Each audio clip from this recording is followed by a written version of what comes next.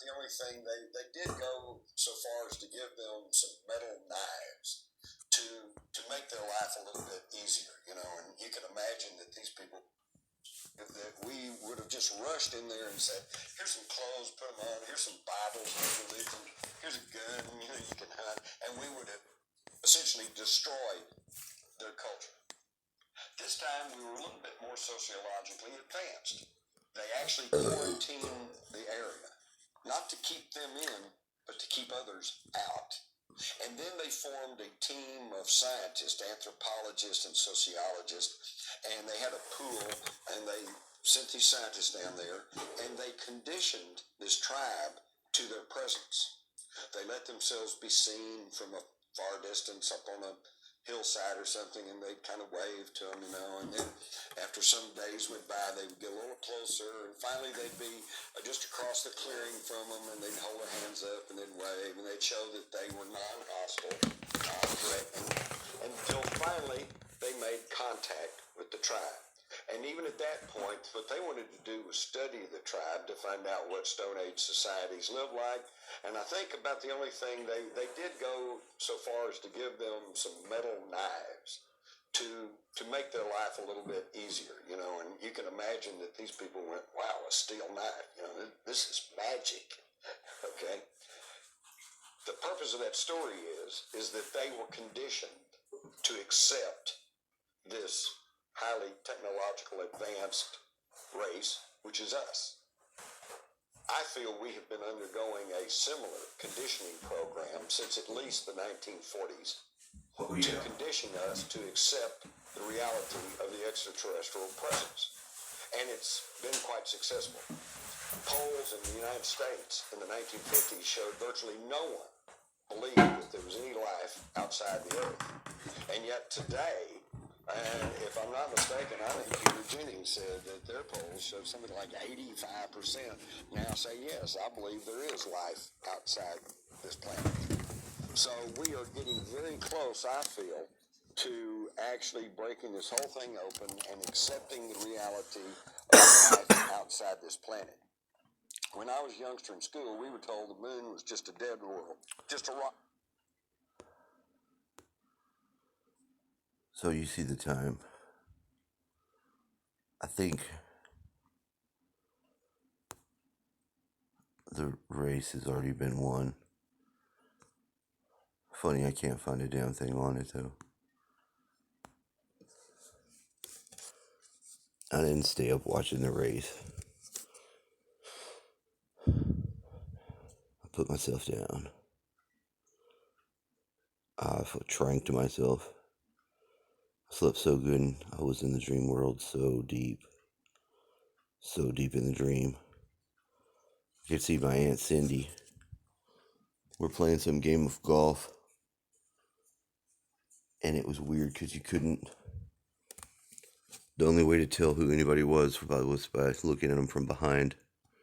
The profile of their shoulder to head would be the only thing that would stay the same. Everybody's face was morphing and twisting and changing. But somehow I'd figured if I looked at them at this place from this angle of behind and a distance back, not unlike what Jim Mars was just saying, that it would be alright. Then they had us playing golf. I don't like golf. And we were playing I hear them say the word handicap. Yeah, I had a handicap, alright.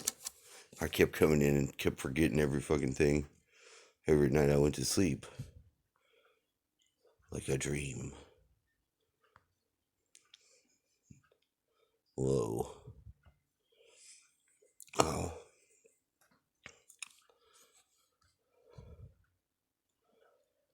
This is just a test. Perform this test to see.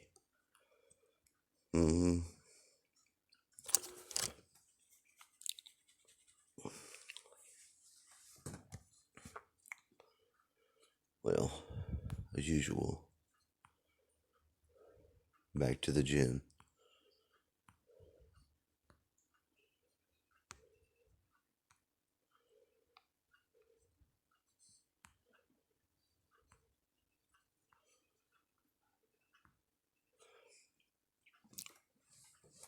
During all this ruckus yesterday, I saved this lizard. I wouldn't even have found him. It was just an odd chance. 20% motivated by paranoia. Somebody wanting to come and look at something outside. They usually come around the time the vultures come, in proximity to someone dying. But was able to remain calm and not too disgruntled with anyone. Even fairly nice to one as I played the chess game of Doomsday. Which we have won, don't worry.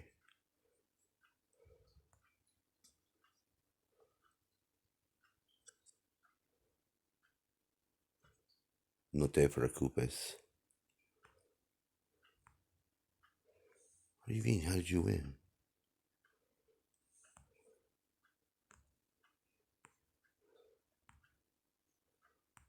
How did I win? Elementary, my dear Whopper. You win by don't play the game.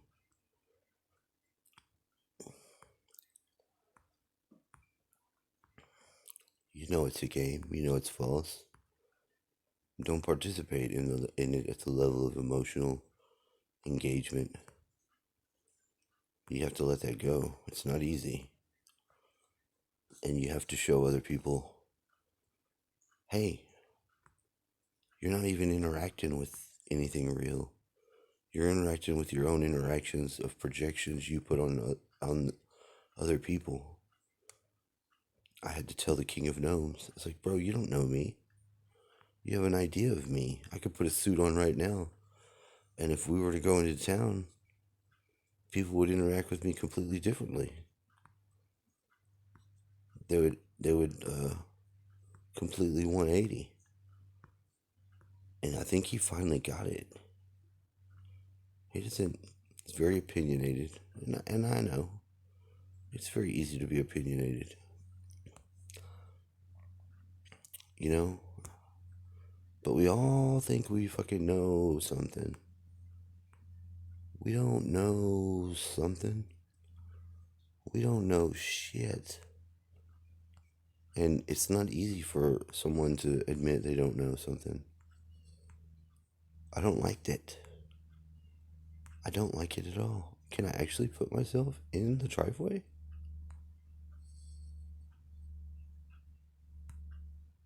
It's like it wants to. It's widened out. What's that about? I don't know.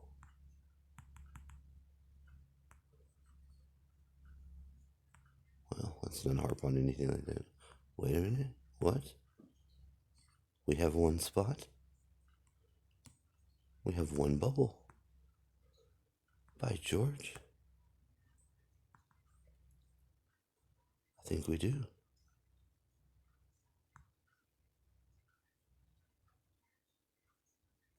Well, well, well. Wrong spot, but close enough. And there you have it. Welcome to the II. Slightly off, but never wrong. Please like and subscribe.